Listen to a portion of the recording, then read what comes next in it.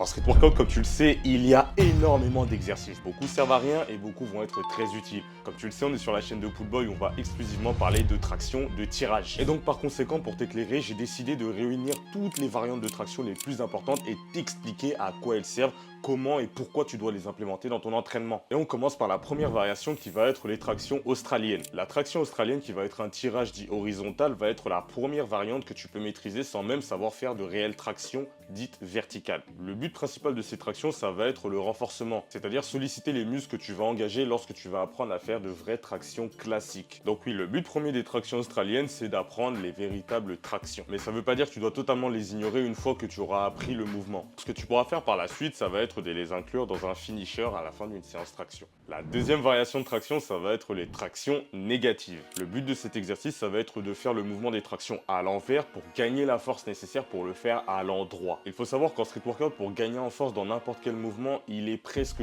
toujours une bonne idée de passer par la phase excentrique.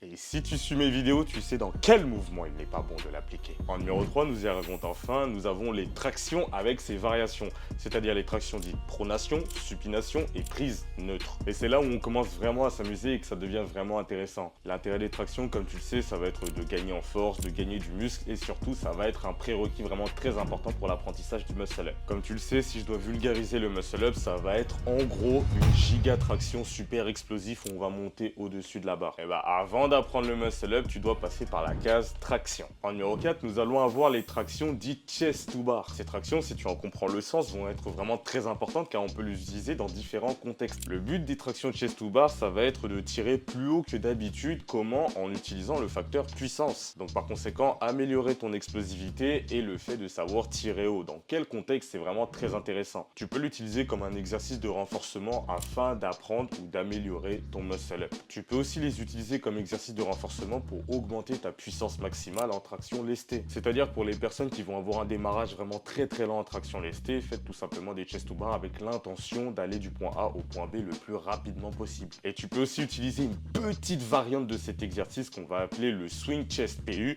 pour améliorer ton muscle up lesté. Numéro 5, je vais placer les tuck front lever pull up. Alors comme tu es en train de le voir, ce sont des tractions assez spéciales car ça va lier l'isométrie et le dynamique. C'est-à-dire que dans un premier temps, tu dois être à l'aise sur le fait de maintenir une figure statique. Et ça requiert déjà de la force. Une fois que cela est maîtrisé, on va inclure le dynamique en se tractant. Et là, je me rappelle, lorsque j'étais plus jeune, mon ami me disait « Ouais, mais ça sert à quoi de faire des tractions en front lever ?»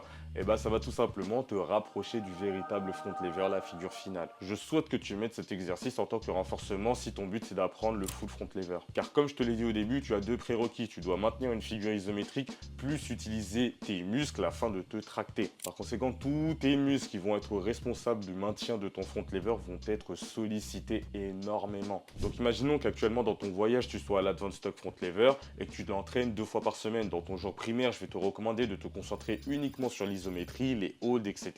Et dans le jour secondaire, faire un petit peu moins d'isométrie et plus du renforcement avec des tuck pull-up. Numéro 6, nous avons les high pull-up. Savoir high pull-up, ça va être quelque chose de vraiment très important si ton but c'est d'avoir un muscle up parfait. Car il faut comprendre que le muscle up, c'est un mouvement de tirage. C'est pas parce qu'il y a une transition, une poussée. Non, non, non. C'est un mouvement de tirage. Au lieu de te préoccuper sur ouais, ma technique, etc., concentre-toi uniquement sur tirer le plus haut possible. Car dans ce mouvement, plus tu es capable de tirer haut, moins tu auras de problèmes dans ta vie. Et lorsque tu es capable de réussir des high pull-up comme ça, il faut que tu comprennes que le muscle up ensuite, c'est une évidence.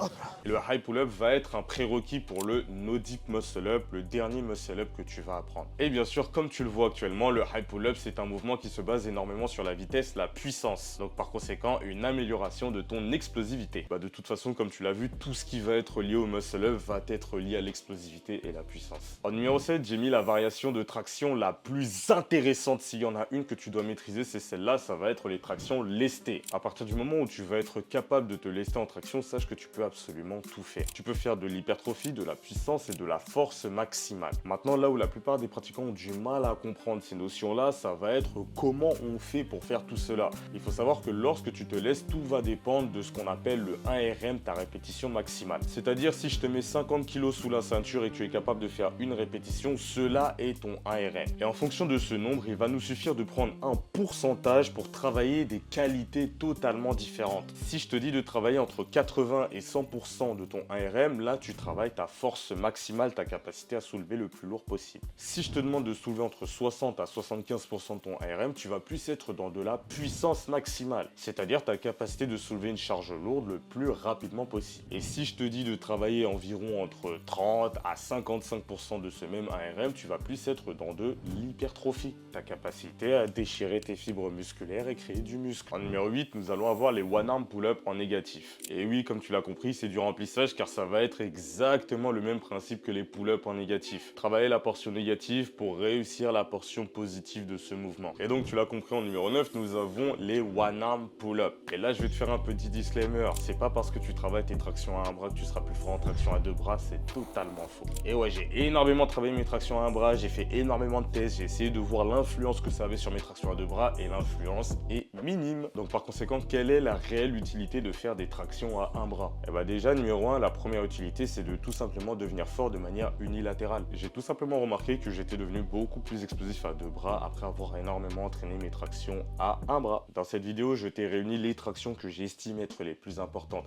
Si tu vois que ta variation préférée ne fait pas partie de cette vidéo, c'est que j'estime qu'elle n'est pas importante, tout simplement. Maintenant, si toi tu souhaites devenir beaucoup plus fort en street workout, street lifting, j'ai lancé une offre de coaching one-to-one juste avec moi. C'est le premier lien dans la description si tu es intéressé.